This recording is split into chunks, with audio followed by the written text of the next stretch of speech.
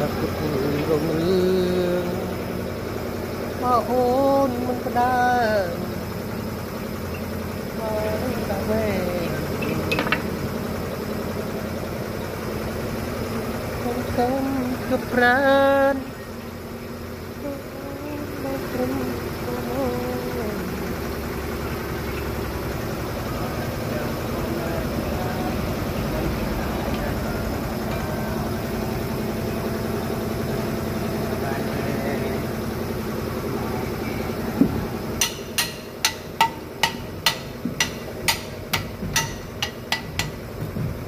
ôi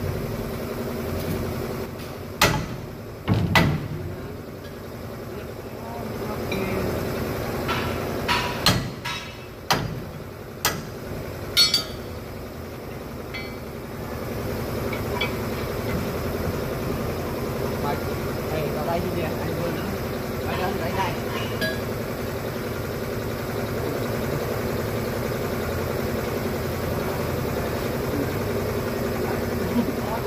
Cắt ra lên.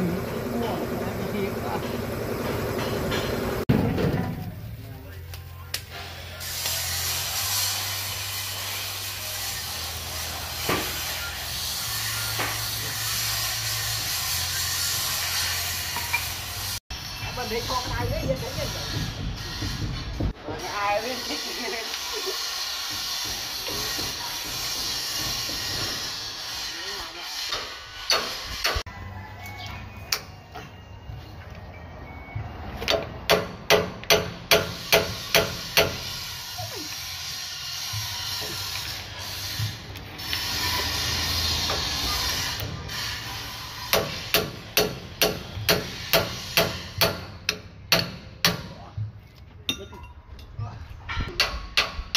không có ai nha.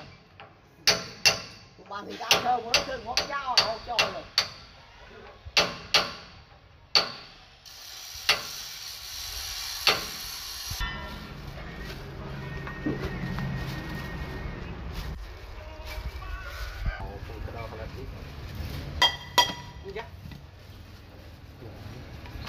Con xanh này kiểu con xanh cái tay tí đấy à? Cái thằng mình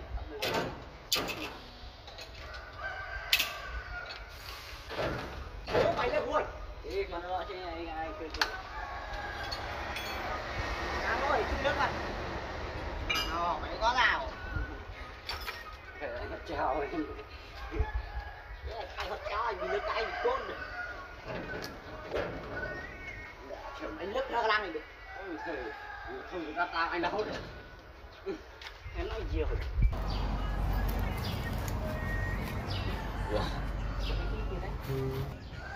cái chim đấy thế phải chứ về gì ấy cái hiện gì cái chim sắt không anh sao nếu quên làm cái gì à tụi bây sẵn sàng cái chim gì